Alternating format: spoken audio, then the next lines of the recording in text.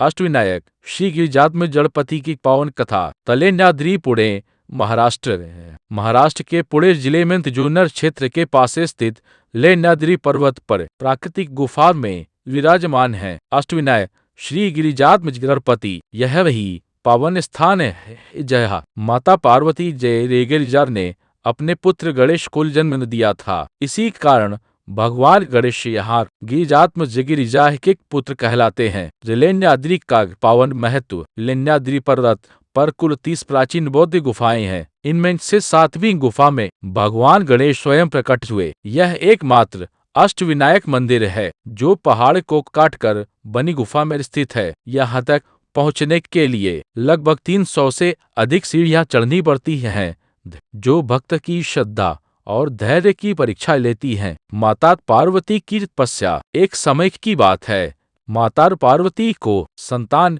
प्राप्ति की तीव्र इच्छा थी। उन्होंने निर्णय ले लिया कि वे लेन्याद्री पर्वत पर भगवान शिव को प्रसन्न करने हेतु कठोर तपस्या करेंगी। माता पार्वती वर्षों से निराहार रहकर ध्यान और तप में लीन रहीं। उनकी तपस्या से तीनों लोकों में कंपन होने लगा। शिव जी का वरदान। माता पार्वती की तपस्या से भगवान शिव अत्यंत प्रसन्न हुए। वे उनके समक्ष प्रकट होकर बोले कि हे देवी, तुम्हारी तपस्या सफल हुई।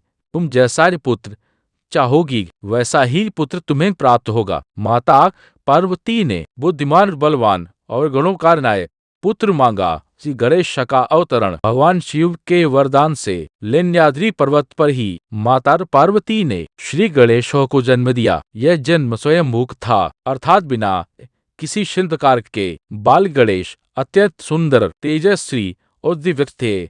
देवताओं ने आकाश से फूलों की वर्षा की। बाल गणेश और मात सेवा। बाल गणेश अपनी माता पार्वती की निरंतर सेवा करते थे। वे पर्वत की गुफा में माता की रक्षा करते, उनकी आज्ञा का पालन करते।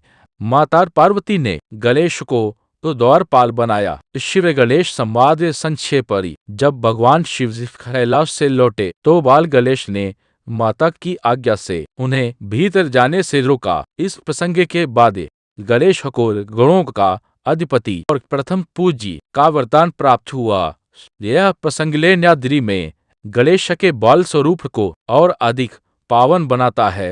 यह गिरिजात्मज नामकरण भगवान शिव ने कहा, यह पुत्र गिरिजा का आत्मज है, अतः यह गिरिजात्मज कहलाएगा।